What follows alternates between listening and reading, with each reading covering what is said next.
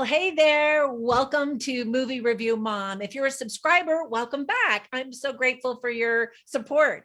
It really means a lot to me. And if you're brand new, yay, you found my channel. I'm so glad. My goal is to give you the heads up on filmmaking quality and content so that you can make the best decision for you and your family as to whether or not you want to spend time or money or both watching a particular film. So that particular film I'm reviewing today is called Brian and Charles. This quirky British comedy by Focus Features is now available on video on demand after a very short run in select theaters. The movie is rated PG and is an hour and 30 minutes. My movie review mom grade is a B. I thought it was pretty cute, but I know it's not for everyone. So let me give you an overview in a nutshell, and then I'll point out things I liked and didn't like, as well as tips for parents, themes worth talking about, interesting lines, funny lines, and that kind of stuff. All right, so let's dive in.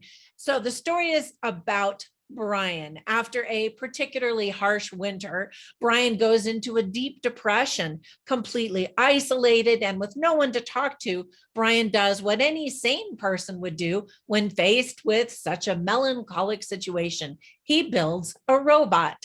This charming movie is the directorial debut of Jim Archer. The writers David Earl and Chris Hayward also star in the movie. So if you love oddball humor and a spot of British tea, you might enjoy this creative spin on the Frankenstein story of sorts. Reviews have been coming in from terrible 1-star grades to high praise with 10-star reviews. Clearly, this type of cheeky humor isn't for everyone. It's strange and endearing at the same time. So here is the list of things that I liked about the movie. First of all, it's absolutely lovely to spend some time in the beautiful Welsh countryside. I had the great pleasure of going there just a few years ago. The language of pure Welsh is impossible for most people to understand, especially Americans. Their words are like this long. And so the good news is we thankfully get to hear British English with a thick Welsh accent. It's a fun introduction to the bucolic spot on the globe called Wales. Now, I'd never seen David Earl or Chris Hayward in anything before. You can tell that they had a blast writing this movie and starring in it together. Now, some people may say those guys must have been smoking something when they wrote this story. And I don't know anything about that, but you could just tell that they thought, what if we did this? Or what if this character did that? And it's a very small cast. So you definitely can see their touch on the film and the story itself. Now, in the style of The Office, Brian talks straight to the viewing audience, assuming a camera is following him around everywhere. And he's telling you, you know, this is this and this is that. And so that element of breaking the fourth wall is something I actually get a kick out of. It plays heavily in Act 1, and then it almost tapers off completely in Acts 2 and 3. So the pacing or the tone of the movie does definitely shift. At times, the dialogue is very clever and witty, and then at other times, you're just like, huh, okay. But keep watching during the rolling credits at the end of the film for photos to see what happens next in the story. So there were some things that I didn't like. As I mentioned, some American audiences might find it really difficult to understand everything that's said because of the thick Welsh accent. So this is one of those films where you're going to want to turn on the captions if you're streaming this on TV.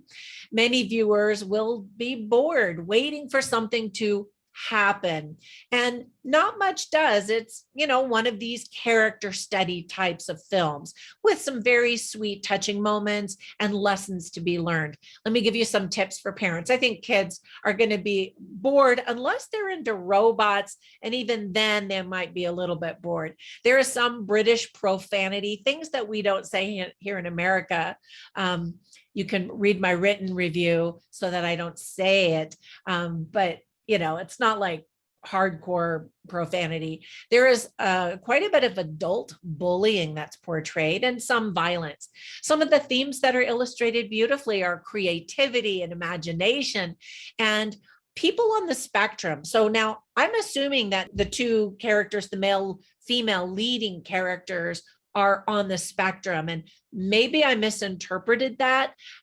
So comment down below. Let me know what you thought, if they're just very introverted or if there's, a learning disability going on there. Anyway, other themes are friendship, the need for companionship, optimism, robots, of course, standing up for yourself and for what's right, and the simple idea that one man's trash is another man's treasure. So I always write down funny lines and interesting lines on my written review at moviereviewmom.com. So you can go over there, check them out. I'll share just a couple of them with you right now. So Charles is the robot voiced by Chris Hayward. And for the first time, he goes outside and he says, how far does the outside go? And he's very childlike in his personality. And then Brian, who built the robot, has this mannequin. One has this mannequin eye, and then he put in a little blue light so that he's got two eyes. And so Charles is kind of doing some things that he's not happy with. And Brian says, I don't know what's gotten into you. It's the same blue eye, but a different attitude. Anyway, I thought that was kind of cute. And then Brian just has a very cheerful, optimistic attitude. And he says it towards the very beginning of the movie, one door closes, another one opens. That's what I always say. And then he kind of goes on and on about doors opening and closing. And then he's like, what I'm trying to say is doors are opening and closing.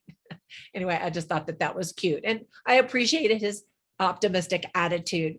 Now, when I give movie recommendations, I'm always thinking in terms of movies, but for some reason, this movie actually made me think of a Netflix TV series called Love on the Spectrum. And again, I don't know if it was intended for these characters to actually be somewhere on the spectrum with the autism spectrum, or if they're just quirky personalities. So anyway, it's a very sweet TV series if you're interested in that. Right, that's it for my review. I hope if you watch this that you do find it charming and endearing. And if you don't, well, I tried to give you the heads up.